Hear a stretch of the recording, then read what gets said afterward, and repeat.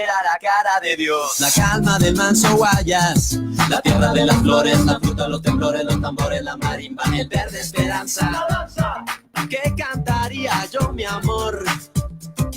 Patria, tierra sagrada, de honor y de hidalguía. Cómo me enorgullece poder llamarte mía, mía, mía, mía, mía, mía, mía. Dime si esto no es tal cual. Dime si esta no es la plena. Lo digo claro y así tal cual. Nada se iguala a mi tierra. Nada se iguala a mi tierra. Nada se iguala a mi tierra. Ahora tú ya lo sabes. Nada se iguala a mi tierra. Conmigo a mi Ecuador. Nada se iguala a mi tierra. Clavada en el pecho traigo. Nada se iguala a mi tierra. La bandera tricolor. Nada se iguala a mi tierra. Ya nadie nos ve la cara. Nada se iguala a mi tierra. Ya no comemos mentira. Nada se iguala a mi tierra. Si el que va al frente no guía. Nada se iguala a mi tierra. Lo sacamos al otro día. Pídanme. Nada se iguala a mi tierra. No hay nada como mi tierra. Nada se iguala a mi tierra. No hay nada como mi tierra. Nada se iguala a mi tierra.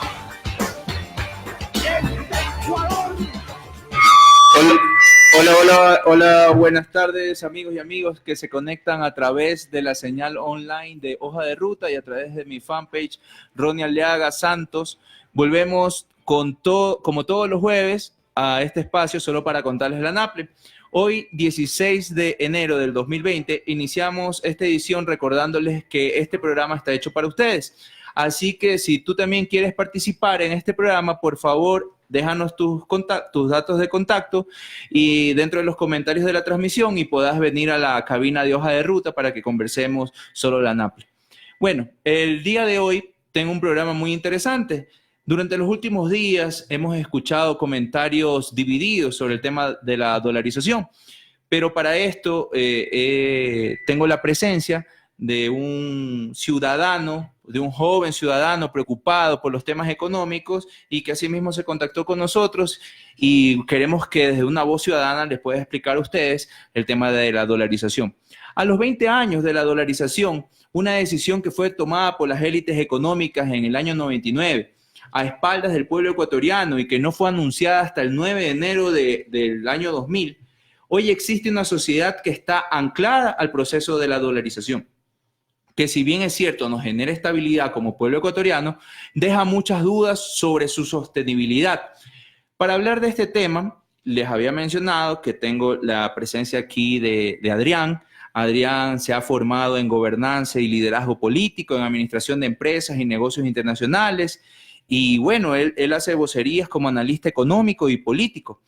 Nuestro amigo es Adrián Ibarra, a quien le doy la cordial bienvenida. Muchas gracias por estar en la cabina de la NAPLE. Se acerca y queremos conversar acerca sobre la dolarización y las nuevas perspectivas económicas que se vienen durante el año 2020. Muchas gracias, Adrián. Perfecto, muchas gracias, Ronnie. Y primero que nada, un saludo a todos quienes nos están siguiendo a través de las redes sociales. Un saludo fraterno y creo que todavía se puede desearnos un feliz 2020 a todos. Pero por supuesto. Eso creo que todavía podemos hasta fin de mes. Entonces quiero desearles un feliz 2020 y próspero para todas las familias ecuatorianas. Muchísimas gracias, Adrián. Bueno, Adrián, antes de empezar a hablar específicamente de los temas económicos que tú manejas muy bien, la audiencia quiere saber, y yo también, obviamente, quiero saber más de ti. Cuéntanos cuál es tu formación académica, hace cuántos años ejerces esta carrera y qué te ha gustado más de trabajar, bueno, no sé si trabajas en sector público o privado, pero ¿qué, más o menos en qué te desenvuelves mejor? Bueno, te cuento, mi formación es específicamente en dirección de empresas. Tengo una maestría en dirección de empresas que la pude hacer aquí en Ecuador y en Argentina. Adicional a estos, tengo también una maestría en liderazgo y gobernanza política. Tengo una carrera, digamos, una trayectoria larga en el sector privado. Estuve mucho tiempo en el sector exportador, alrededor de 12 años, específicamente en Palma, donde pude conocer la realidad agroindustrial, la realidad industrial, la realidad que sufre también el exportador, así como la que sufre el pequeño y el micro y el macro campesino que cultiva palma.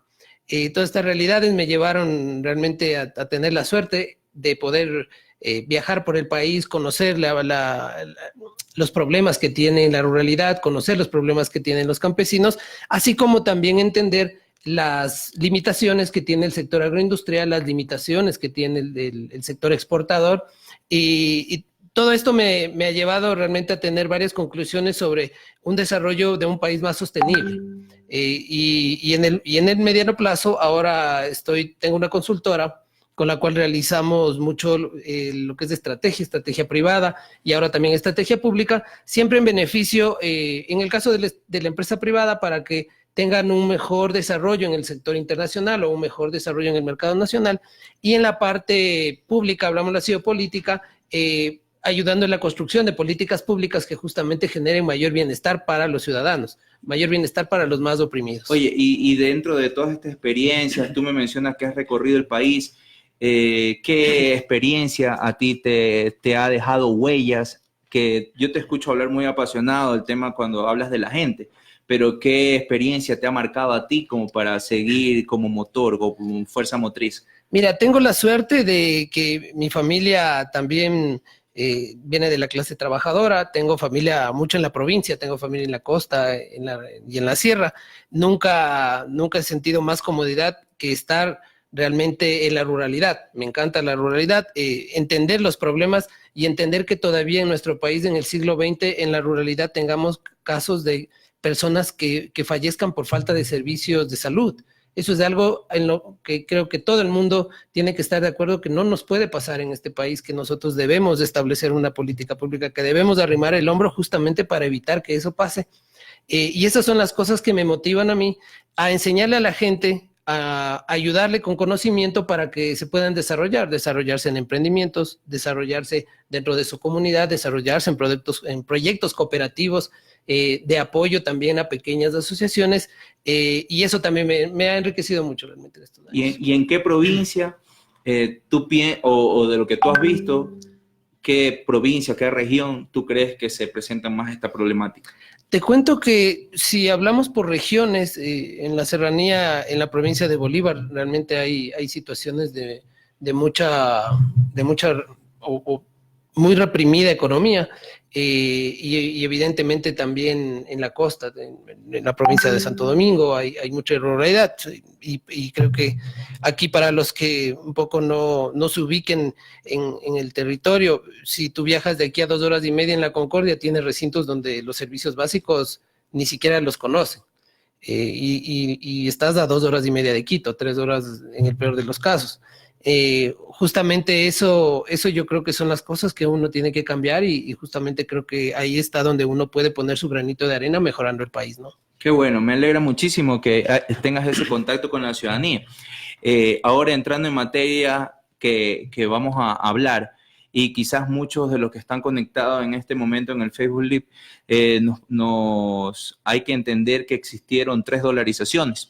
Yo también estuve estudiando sobre este tema. Bueno, la primera para la oligarquía, que fue en el año 1999. Los ricos con información privilegiada ya sabían que se iba a dar la dolarización, así que tuvieron meses para cambiar sus depósitos que tenían en sucres a un dólar preferente, que más o menos estaba al inicio de esta crisis a 7.000 sucres el dólar.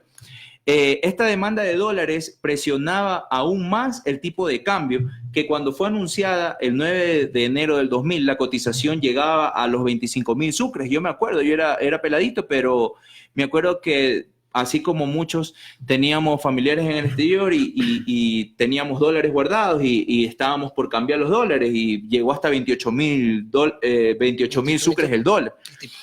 Mahuad fue derrocado el 21 de enero del 2000. Días después del anuncio de la dolarización.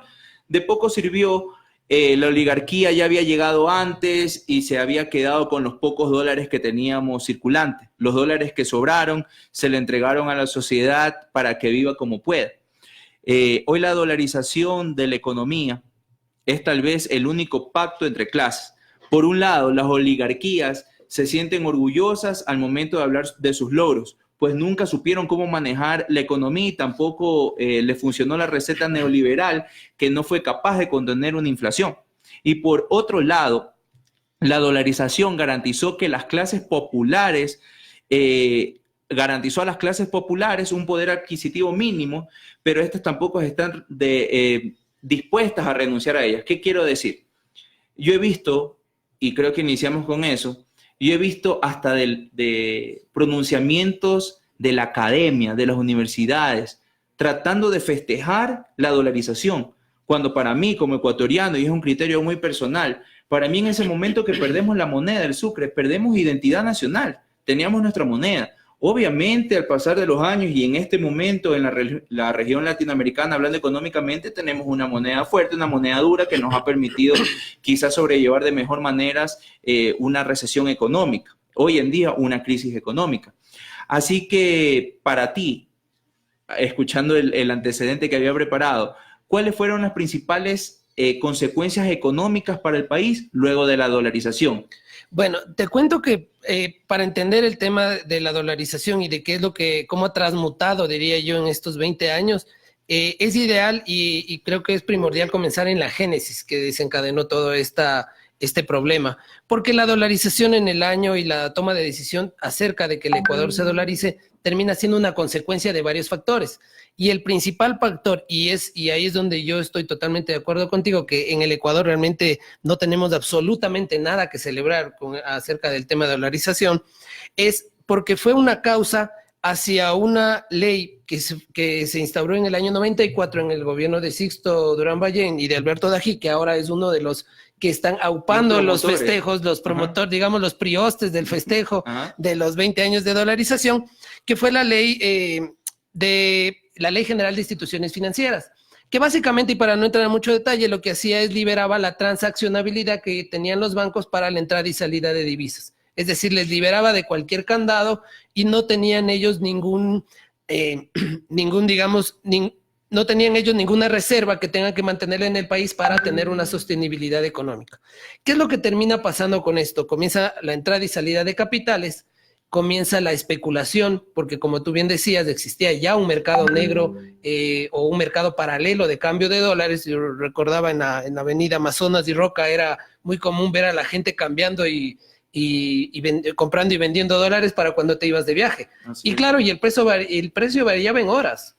Entonces era realmente una práctica muy común y esto justamente hace que, como tú mencionabas, el tipo de cambio vaya desde los 6,000 hasta los 28,000 dólares, hasta los 28,000 sucres por dólar en algunos momentos. ¿Qué es lo que acarrea con esto? Acarrea una crisis bancaria, porque los bancos se comienzan a quedar sin el respaldo de los depositantes en las instituciones financieras. ¿Qué determina esto? Determina aproximadamente que esta crisis bancaria a todos los ciudadanos, cuánto nos costó el salvataje bancario de la quiebra de grupos empresariales como Filanbanco, Banco del Progreso, entre otras entidades, nos costó a todos los ecuatorianos de alrededor de 30,000 millones de dólares. Es decir, los señores banqueros tomaron su dinero, lo sacaron del país y nos socializaron a todos los ecuatorianos las pérdidas. Yo recuerdo claramente que primero se pulverizaron los ahorros. Mucha gente, muchos jubilados que tenían sus ahorros depositados en los bancos fueron pulverizados de la noche a la mañana, lo cual acarreó muertes de muchos ciudadanos que no tuvieron el dinero por el adicional al congelamiento bancario para ir a atenderse donde el doctor. Otro de los shocks sociales más fuertes que tuvimos en esa época es la gran migración. Y realmente si alguien hay que agradecerle que este país se haya mantenido los años posteriores, es realmente a todo el tesón y a todo el coraje que tuvieron esos casi 2 millones de migrantes que salieron del país.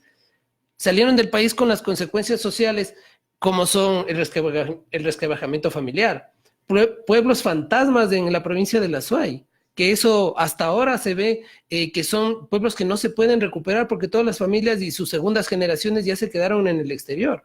Suicidios de jóvenes, ¿por qué? Porque sus padres tuvieron que dejar a sus hijos pequeños aquí en el Ecuador para ir a buscar un mejor porvenir en otros países.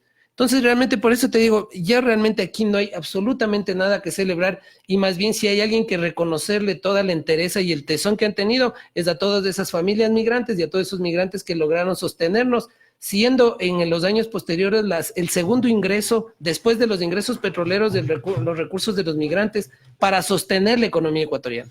Tú me estabas hablando también de las consecuencias sociales, ¿no? El tema de la migración, suicidios, miles de personas, ciudadanos ecuatorianos que fallecían porque ya no tenían sus recursos, no tenían cómo hacerse atender o comprar sus medicinas en el ámbito privado. ¿Cuánto crees o cómo ves el proceso de adaptación a esa nueva moneda? ¿Cómo crees que fue ese proceso de adaptación? Porque, bueno, tú como analista económico sabes más del tema. Yo recuerdo vagamente eso, era pequeño todavía, pero yo creo que fue algo muy duro. O sea, fue un shock o un golpe muy, muy importante para el pueblo ecuatoriano y sobre todo para el tema de las transacciones. Claro, en el primer momento lo que originó la dolarización fue un congelamiento de los recursos. ¿Por qué? Porque toda la gente lo que quería era sacar el poco dinero que tenía en sus cuentas para tenerlo seguro, porque no confiaban ya en el sistema financiero, un sistema financiero que traicionó a los depositantes, y esa es la palabra adecuada y cómo se debe tratar este tema. Lo segundo, evidentemente, una moneda dura al tipo de cambio pulveriza, como te decía, los ahorros. A quienes tenían deudas en dólares se volvieron impagables, porque tener un dólar de 1 a 25,000 y tener una deuda en dólares realmente hacía que tú bien lo que compraste, tu auto, tu casa, lo que hayas tenido, llegue a costar entre 4 y 5 veces lo que tú podías o la capacidad de pago que tú tenías, la tenías que multiplicar por 4 o por 5 para poder pagar la deuda. Entonces, mucha gente perdió sus vehículos, mucha gente perdió sus hogares. Y ahí es donde se comenzaron a generar los problemas sociales y problemas sociales que hasta ahora se pueden sentir en algunas familias. ¿Qué es lo que termina pasando económicamente ya hablando del tema inflacionario? Evidentemente una moneda dura, como te decía, lo que hace es detiene el tema inflacionario. Y eso es algo de lo que algunos analistas económicos ahora lo llaman los beneficios de la dolarización.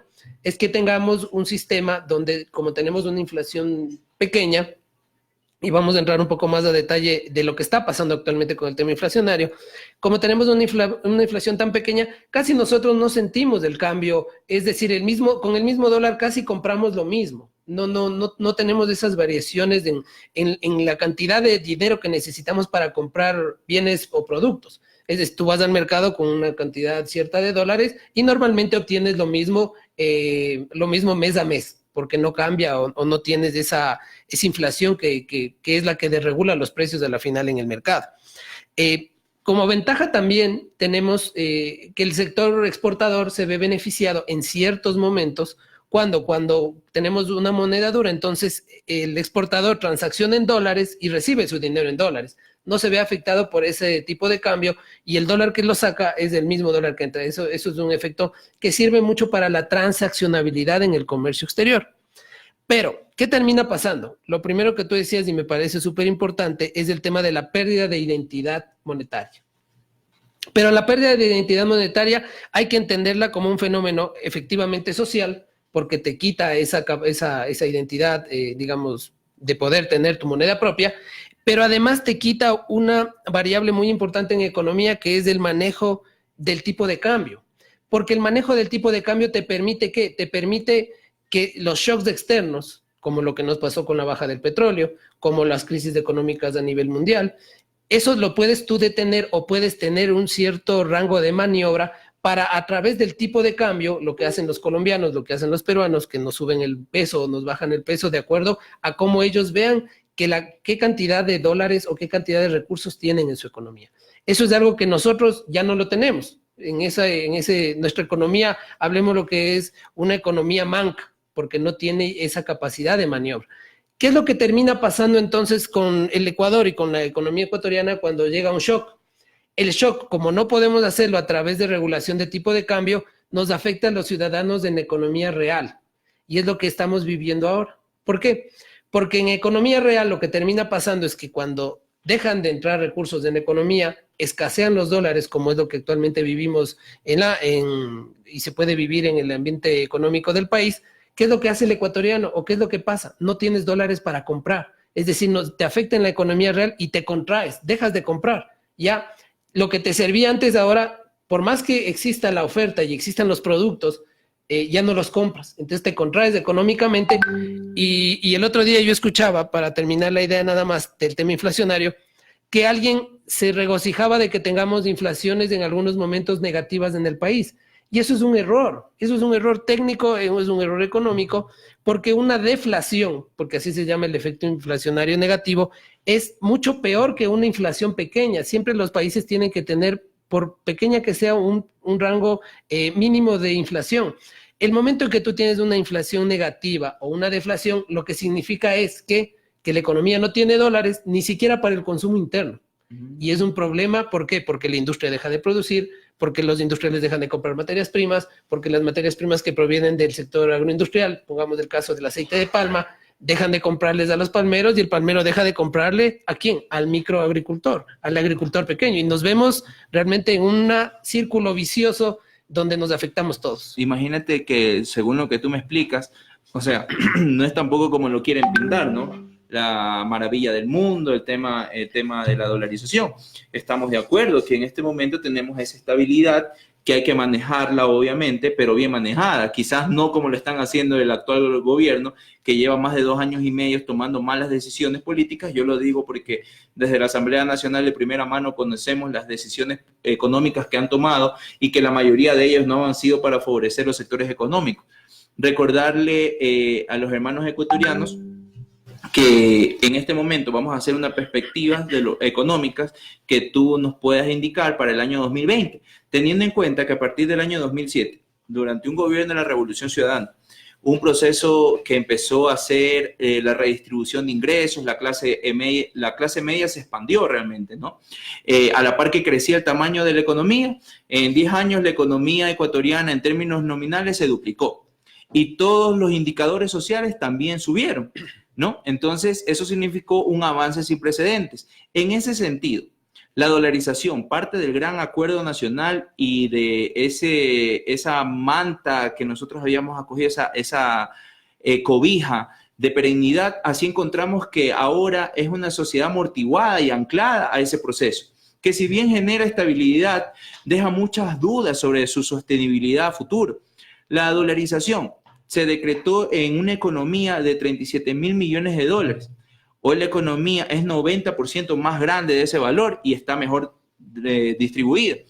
Por ende, demanda cada vez más una mayor cantidad de divisas para este tamaño y cada vez más los ciudadanos se ven incluidos en un régimen de consumo que es más democratizado.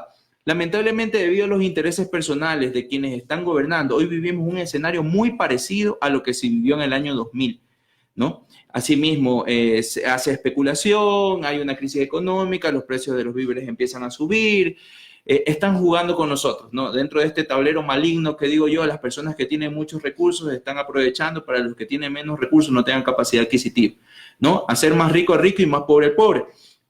Todas las condiciones para que una nueva crisis económica que afecte a las clases populares se presente cada vez más cerca en el Ecuador. Haciendo ese panorama, para ti, para Adrián, te pregunto, ¿es la dolarización un camino a perpetuidad o no? Te cuento, yo tengo un criterio justamente para responder tu pregunta, es uno o el país toma la decisión de dolarizarse, pero para salir, no, el país no toma la decisión de desdolarizarse, sino la dolarización te saca. ¿Te saca cuándo? Cuando tomas malas decisiones, como tú lo mencionabas, cuando haces un bobo aperturismo a los mercados externos o internacionales. Recordemos del último año, solo el último año han salido más de 7.000 millones de dólares en importaciones. Es decir, 7.000 millones de liquidez de nuestro país que se encuentran en los mercados externos y que ahora, ¿qué es lo que pasa con el país? Y tú ves en las perchas de los centros comerciales y de los supermercados, ves mucho producto importado, producto que se podría producir internamente en el Ecuador, pero que por economía de escala es más barato comprarlo afuera. Todas esas divisas ya se fueron. Ya los errores se cometieron. El sector externo sigue abierto y ese shock externo es lo que ahora nos tiene la economía contraída. Mientras no se repare, mientras no se tomen acciones sobre el sector externo, nosotros vamos a seguir sintiendo que las divisas van a seguir saliendo. Y entonces, ¿qué condiciones garantizan la permanencia de la dolarización aquí? La permanencia de la dolarización depende de, entre varios factores, de uno neurálgico y se llama la cantidad de dólares que tengas en la economía real. Es decir, si es que tú tienes sectores financieros, que por ejemplo el último año, que realmente es una cosa ridícula, que mientras tienes una economía que se va contrayendo, ellos ganen 600 millones de dólares en utilidades, ¿qué es lo que van a hacer con sus utilidades al no tener el candado, que es algo de lo que quieren ya hacer en la reforma del Código Monetario, que seguramente les va a llegar a ustedes a la Asamblea el primer trimestre o antes de febrero, seguramente antes de Carnaval? ¿Qué es lo que quieren? Es quitarse ese grillete que tienen que tener de reservas para sacar esos 600 millones de dólares de utilidades fuera del país. Son igual, nuevamente, 600 millones de dólares de liquidez del país que se va a ir a mercados internacionales, a mercados externos, a temas de especulación y vamos a seguir teniendo un país desangrado de dólares. Y este desangramiento, digamos, indiscriminado de dólares que puede pasar en la economía, sí puede hacer que en algún momento la dolarización nos saque por falta de recursos. Mira, lo que tú dijiste es lo que mandaron en la ley económica urgente, que no dio paso a la Asamblea y luego la dividieron y nosotros tratamos el tema tributario, que es la ley económica mal hecha, mal propuesta, y que por último, como fue aprobada al apuro, ahora tuvieron que presentar una ley interpretativa que ni el propio ponente de esa ley interpretativa sabía de qué trataba. Tenía que tener al asesor atrás diciéndole y soplándole la oreja para que explique lo que tenía que hacer. Si mal no recuerdo, dentro de esta parte, la parte monetaria, querían eliminar la junta monetaria, la junta bancaria, la querían hacer una junta de regulación, de estabilidad política, económica y ni sé qué vaina. O sea, lo mismo con otros nombres, pero para darle la cabida a la partidocracia, ¿no? A las élites económicas, porque lo que proponían, y tú lo mencionaste, y yo lo recuerdo vivamente porque yo participé en el debate de la ley económica urgente y también en la reforma del presupuesto general del Estado, aunque no son de mis comisiones. Como yo digo, soy arroz con pollo. Cuando se trata de bienestar del pueblo ecuatoriano hay que estar ahí vigilantes. Entonces, dentro de esta parte de la regulación monetaria, ellos lo que querían hacer era que cualquier ciudadano pueda ser parte de esta junta de regulación designados por el presidente de la República, a sus amigos. Pero ¿cuál era lo grave que veíamos dentro de esta designación? Que ellos no tenían la responsabilidad civil ni penal como sí tenemos los funcionarios públicos. Es decir, ellos podían tomar malas decisiones económicas porque estábamos hablando de la economía, ¿no? Estábamos hablando de la regulación bancaria también, ¿no? De las tasas de interés y todas estas cosas. Y ellos podían tomar las decisiones que les daba la gana. Y si tomaban malas decisiones, ellos decían, ups, me equivoqué, ¿no? Y la misma junta les proveía abogados para su defensa y nadie los podía demandar. Es decir, tenían impunidad, querían hacerlos quedar en impunidad. Y sería bueno, como tú también lo conoces y lo acabas de mencionar, que durante el primer trimestre del año salgan más voces críticas de jóvenes analistas económicos que empiecen a decir, porque esto ya no viene de parte de los políticos. Aquí no es que nosotros queremos tirarle la contra al gobierno. No, para eso lo tienen a ellos mismos. O sea, la principal oposición del gobierno son ellos mismos, porque son tan brutos que ellos se meten el pie. Pero también me recuerdo de otra etapa bien difícil de la economía del Ecuador. Me recuerdo cuando habían las marchas de la Nutella, ¿no? Aranceles y salvaguardias. Y tú lo mencionaste, tú dijiste, hoy en día tenemos infestados los centros comerciales, las cadenas de distribución de alimentos con productos importados, cuando esos podrían ser nuestros productos nacionales que estén ocupando esas fechas. Como había, discúlpame, pero durante el gobierno de la Revolución Ciudadana, nadie quería entender. Cuando se hablaba de aranceles y salvaguardias, era para protegerle la industria nacional, al pequeño comerciante, a los pequeños artesanos, a la gente que prepara las telas, los que de Atuntaqui, yéndote allá a Ibarra, ¿no? A esos sectores. Y no lo quisieron entender. Es decir, hoy hemos regresado a un Ecuador de una lucha de clases. El rico contra el pobre, ¿ya? Eso es lo que tratan de posicionar en nuestra mente, ¿no? Porque ahora si tú eres aniñado, tú te compras lo importado. Y tú eres cholísimo si te vas a comprar algo en el mercado artesanal. Y no debería ser así. Tenemos que, obviamente, mantener un equilibrio, ¿no? Si quieres, tienes la capacidad para comprarte algo importado, por supuesto que sí, pero ¿dónde están las facilidades, ¿no?, que le das a la industria nacional? Tiene que haber esa protección. Lo pueden confundir con proteccionismo, ¿no? Ir más allá, pero está bien, si es la industria nacional, para nosotros poder darle facilidades al pueblo ecuatoriano, hay que hacerlo. ¿Cuáles serían las perspectivas económicas para este año que tú visualizas ante la difícil situación que vivimos? Y como tú mencionaste, ya en este momento empieza a existir una falta de circulante. Y no lo digo yo, lo dicen mis amigos que tienen empresas, los empresarios en general, en cualquier negocio. Y yo digo, siempre el mejor medidor de la economía que nosotros podemos tener es ir a los mercados y preguntarle a la casera que nos vende las verduras, que nos vende las legumbres, que nos vende la fruta, decirle, oiga, y antes usted vendía todo esto, ¿y cuánto tiempo se demoraba? Antes te decía, antes yo vendía a las 10 de la mañana y ya estaba libre en la feria libre. Hoy me quedo hasta las 2 de la tarde y me queda ahí en las perchas. ¿Qué significa? Me dice que no hay el cusqui, no hay esto. Entonces, para los analistas económicos no hay circulante, ¿no? No hay liquidez. Entonces, ante todo esto, ¿tú cómo ves las perspectivas económicas para el país durante este año 2020? Mira, realmente la verdad que este año, y creo que el recuento que voy a hacer brevemente va a resultar un poco apocalíptico, pero así es esa es la realidad. Creo que lo que está en el programa quieren la verdad. Creo que lo peor que podemos hacer es como está intentando hacer este gobierno, es maquillar tal vez las cifras, ¿no? Así es. Porque realmente, como dicen, maquillar sirve para la fiesta, pero después del siguiente día, sin maquillaje, nos vemos las caras de quiénes somos realmente. Entonces, ¿qué es lo que termina pasando? Y un poco para entender cuál es el contexto bajo el cual nos vamos a desenvolver en el 2020. Primero, un gobierno con una aceptación realmente desastrosa, donde hay un 80% de personas que creen que es una mala gestión, un 9%, solamente un 9% de personas que cree realmente en la palabra del presidente, un 90% de personas que creen que el país va por un camino equivocado, donde 6 de cada 10 ecuatorianos se encuentran en el subempleo o en el empleo inadecuado. Hoy veía las cifras que realmente entiendo ahora por qué las querían esconder el ministro de Trabajo, ya que solamente en este año 116,000 personas han perdido su empleo. Pasaron de empleo al desempleo. Ni siquiera pasaron al subempleo. O sea, el ministro miente. El ministro quiso mentir. Quisieron esconder las cifras, pero realmente no lo pudieron hacer. Y hoy por hoy, el comercio, hace breves minutos, perdónenme la cuña, acaba de sacar las cifras. Son 116,000 personas que perdieron el empleo en el 2019, que es algo desastroso para la economía del país. Terminamos un año con un crecimiento del 0.5%. Y el propio FMI, su mejor aliado con el cual han firmado un acuerdo económico nefasto, para la economía ecuatoriana, les dice que el año 2020 vamos a crecer en un 0.3%, que realmente yo lo dudo.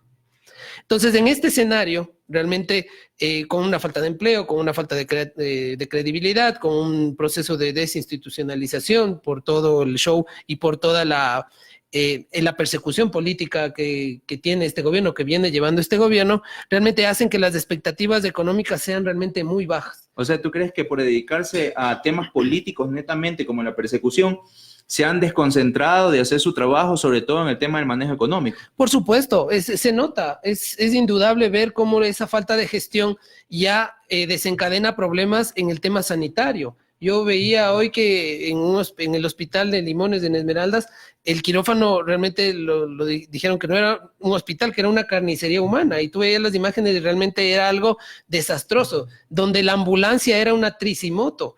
¿Qué podemos esperar si el gobierno quiere tratar a los ciudadanos de esa manera? Realmente es algo que nosotros no lo habíamos visto, que en la década pasada no se había, porque en la década pasada uno de los principales, pilares fundamentales era que todos los ciudadanos teníamos que tener las mismas condiciones y los mismos derechos.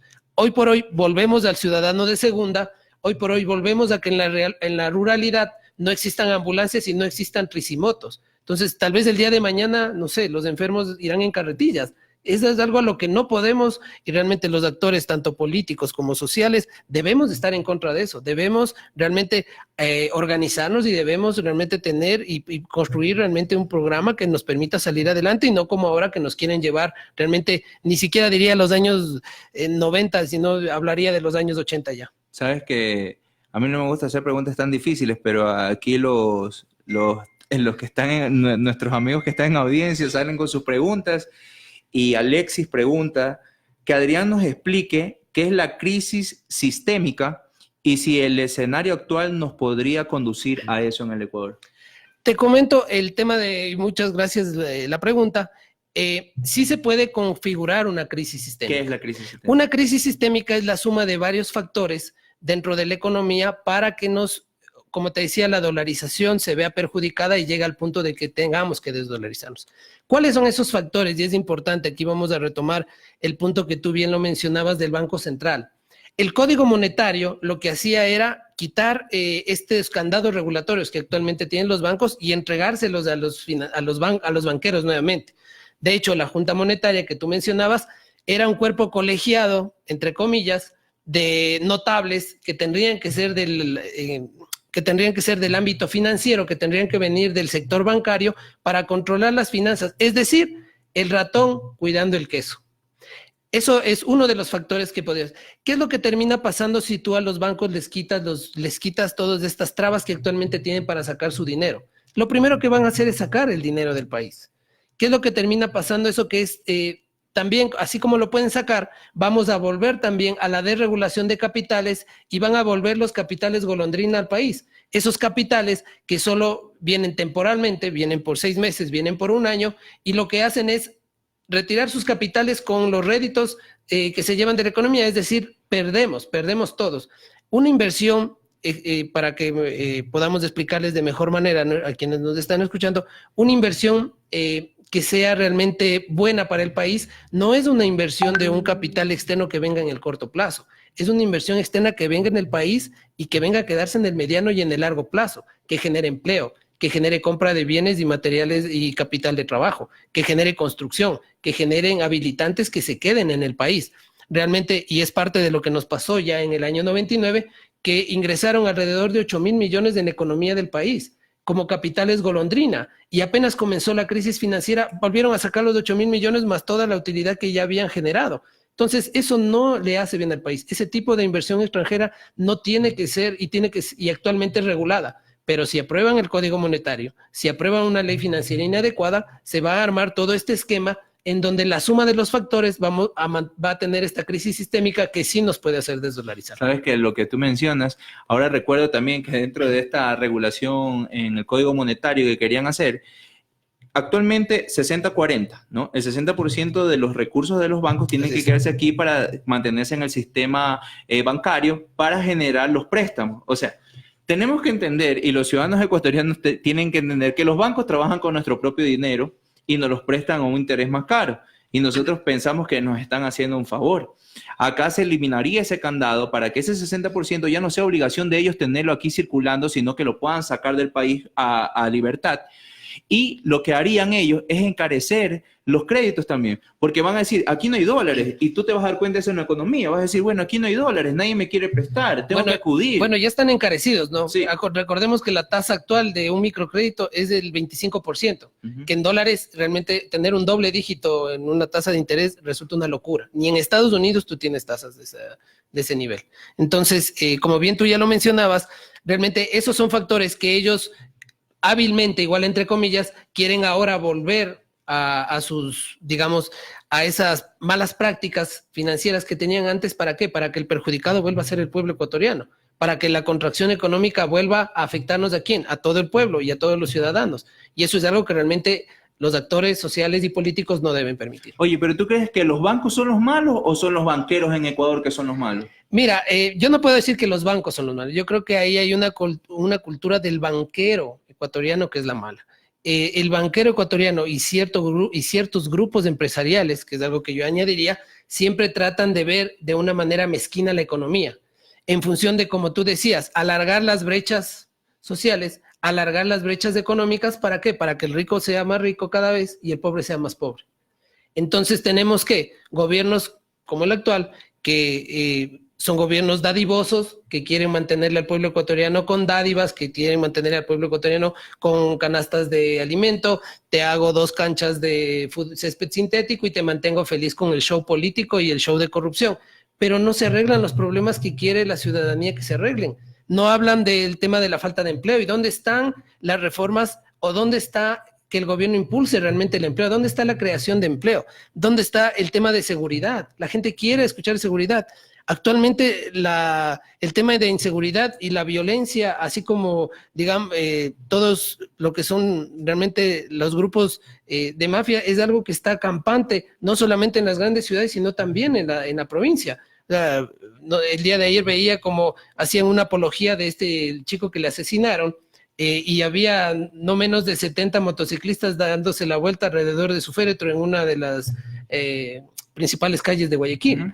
Entonces, eso que nos da a denotar que tenemos un país definitivamente sin rumbo, donde no han podido tomar las decisiones económicas, donde no han podido tomar las decisiones tampoco políticas adecuadas, porque por esa falta de visión, esa falta de una gestión estructural dirigida al pueblo ecuatoriano y simplemente gobernando ¿para quién? Para las élites, gobernando para los sectores empresariales que quieren colocarnos una reforma laboral que va a precarizar el trabajo en el Ecuador, que quieren gobernar para los grupos financieros, que quieren adueñarse del Banco Central, adueñarse nuevamente del sistema financiero para poder especular y volver a hacer, digamos, sus malas actividades financieras con la economía del país. Pero y mire, todo lo que tú me estás contando, precarización laboral, el aumento de las tasas de interés, la salida de capitales, la especulación financiera, no es realmente volver a 20 años atrás y rememorar el año 1999. Es por eso te decía, tal vez lo que quieren celebrar es que están tratando de volvernos al 99. Tal vez eso sea lo que quieren tratar de celebrar y es algo que realmente a mí me parece nefasto. Realmente yo vuelvo y repito, no hay nada que celebrar aquí con el tema de la dolarización y lo que sí hay es que reconocer esas familias de migrantes valientes que fueron los que mantuvieron la economía en los siguientes años. Con sus divisas. Así es. Sabes que también hay algo importante que tú mencionaste. Tú decías que no se vea como un estado dadivoso que nos regala, porque también es importante mencionar que en una economía dolarizada es muy complicado mantener el tema de subsidios, y yo lo sé, pero explícanos, si dentro de este tema de mantener subsidios se lo puede hacer, pero obviamente bien enfocados, ¿afectaría realmente de una manera fuerte, como ya se trató en la Asamblea y se aprobó, que se aumente ahora 19 centavos en el costo de galón de combustible extra y eco a la economía del país? Porque esa es eliminación parcial de un subsidio. No sabemos de dónde sale el análisis técnico, pero eso fue lo que aprobaron y saben que lo aprobaron con los votos de la derecha, con quienes cogobiernan, los votos de los banqueros y hasta de los propios dirigentes indígenas, representantes, no los dirigentes, me corrijo, no los dirigentes, los asambleístas que representan a los pueblos y nacionalidades indígenas dieron el voto para esto. ¿Qué tan fuerte sería ese impacto de eliminación parcial del subsidio de combustibles como se va a dar? No debiese solamente de extra y eco. Sí, hay un criterio un poco más general y que yo creo que ejemplifica de buena manera el tema de los subsidios. Primero, un subsidio no es malo. Y eso hay que entenderlo muy bien. Realmente hay economías muy avanzadas en los países nórdicos donde subsidian y tienen subsidios muy altos. El subsidio per se, como concepto, tendría que ser temporal y tendría que ser específico. ¿Qué es lo que pasa cuando no tienes? Y realmente aquí el problema es tratar de salir de un subsidio de la manera inadecuada. ¿A qué me refiero? Una manera adecuada era, por ejemplo, el programa de cocinas de inducción. ¿En donde tratabas de hacer la sustitución del consumo energético del gas a la electricidad, y eso que te permitía que naturalmente la gente deje de consumir el producto subsidiado y tú migres de manera paulatina a la energía eléctrica. ¿Qué es lo que intentaron hacer en octubre, un poco para entender la crisis? Intentaron hacer un shock y quitarnos a todos el subsidio o colocarlo en precios internacionales, que es aún más grave, quitando el subsidio de los combustibles sin una medida compensatoria. ¿Qué es lo que termina pasando? Si tú eliminas un subsidio, es algo que tú cuentas dentro de tu flujo de caja personal de las familias, tú cuentas con un presupuesto y tú sabes que para gasolina destinas tanto. El momento que te elevan los precios, ya no te va a alcanzar para esa gasolina, pero tú tienes que cubrir porque es de energía que tú gastas regularmente, entonces tú desembolsas más dinero para cubrir ese combustible. ¿Pero de qué te privas? Te privas de consumir. Entonces se contrae tu economía real, se contrae la economía real de las familias. Si tú no tienes una medida compensatoria que normalmente, y hablando de la dolarización, en un país que tenga moneda propia sería inflación o sería devaluar la moneda, en nuestro país debería ser ¿qué? Aumentar el salario, para aumentar la capacidad adquisitiva de las personas, para que ese golpe de que te quiten el subsidio no se vea trastocado con tu consumo. Pero ahí lo golpeas al empresario, pues, y eso es lo que no quieren hacer. Es que eso es lo que no quieren hacer, exactamente. Entonces, ¿para quién gobiernan? Entonces, aquí la pregunta neurálgica es, ¿para quién con esas acciones están gobernando? Y se nota claramente que es para el sector empresarial, para el sector financiero y para las élites del país. Porque mira, tú mencionabas, y efectivamente yo también he dicho muchas veces muy clara mi postura, y yo he dicho, si quieren que todos arrimemos el hombro, que nos apoyemos como hermanos ecuatorianos, los primeros que deberían hacer eso son los empresarios, y no es irme en contra de la clase empresarial, porque recordemos que hace poco les perdonaron más de 4.000 millones de dólares en excepciones de impuestos. Así que ellos deberían tener todo ese compromiso patriótico, ya que recibieron ese apoyo, ese incentivo que no han recibido los pequeños productores del agro, los empresarios, los microempresarios, nuestros artesanos, no los pequeños emprendedores, comerciantes autónomos, no lo han recibido esa ayuda. Yo creo que también por ahí va el tema. Pero más sin embargo, lo que hacen es van a tratar de meter una reforma laboral que lo que busca es precarización laboral y darle más facilidad al sector empresarial. Recordemos que solamente aumentaron este año el salario básico en $6, lo cual es insuficiente. Es una locura. Es insuficiente para lo que realmente necesitaríamos tener dentro de la economía del país. Adrián, el tiempo se nos ha ido volando, realmente son temas que yo creo que a todos nos gusta muchísimo, han estado muy, muy atentos a tu intervención, hacen preguntas difíciles, pero yo creo que está bien porque mientras de una manera más sencilla podamos llegar al ciudadano y le expliquemos que los problemas que son tan grandes y que quizás los analistas en cada una de las ramas que tendríamos que tratar en su momento, en este momento en una parte económica, le podemos explicar al ciudadano para que tenga argumentos para poder defenderse, que les demos esos elementos o esas herramientas para que ellos también puedan argumentar, que no se dejen comer al cuento de la prensa, quienes cogobiernan también con el gobierno. Hay cierto sector de la prensa que ya le está dando la espalda, que ya le está dando sus chirlazos por ahí, pero igual lo siguen defendiendo, ¿ya? No es de defender lo indefendible. Realmente hay que ciudadanizar la información. Hay que dársela de la manera más digerible al ciudadano para que entienda y pueda debatir con altura. Que entendamos que en este momento tenemos que unirnos como hermanos ecuatorianos en defensa de nuestros derechos. Somos defensores de los derechos de las grandes mayorías, que estamos en contra de que se mantengan privilegios para reducidos grupos económicos de poder, las élites económicas, los grupos bancarios, y realmente para el pueblo ecuatoriano solamente hambre, miseria, dolor y desolación.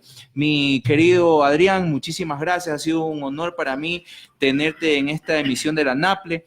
Realmente he aprendido muchísimo de lo que tú me has explicado y realmente me gustó muchísimo el enfoque que tú le diste acerca de los 20 años de la dolarización y las perspectivas económicas que tenemos para el futuro, aunque fuiste muy crudo y realmente sabemos que se vienen momentos difíciles, pero es la NAPLE, o sea, es la realidad que tenemos que ver.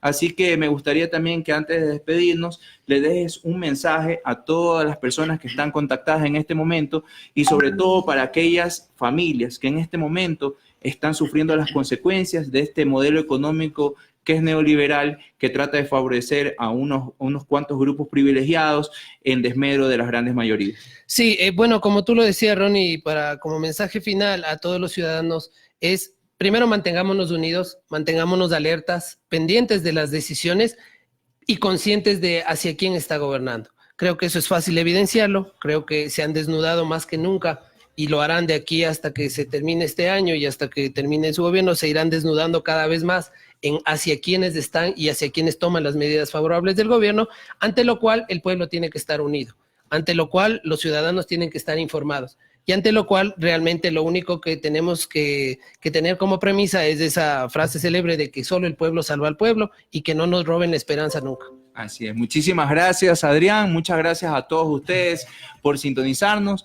Los espero el próximo jueves a las 6 de la tarde. Empezamos un poquito tarde por problemas técnicos. El tráfico en Quito está insufrible y asimismo esperamos sus mensajes para poder tenerlos también aquí en el panel de la NAPLE para que podamos conversar de otros temas. Así que un fuerte abrazo a todos ustedes y nos vemos la próxima semana.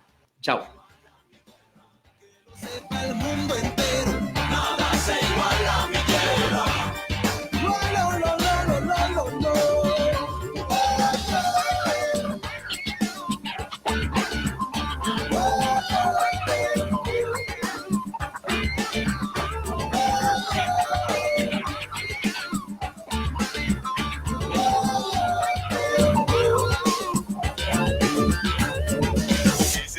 era la cara de Dios, la calma del manso Guayas, la tierra de las flores, la fruta, los temblores, los tambores, la marimba, el verde esperanza, la danza.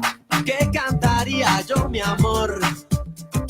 Patria, tierra sagrada.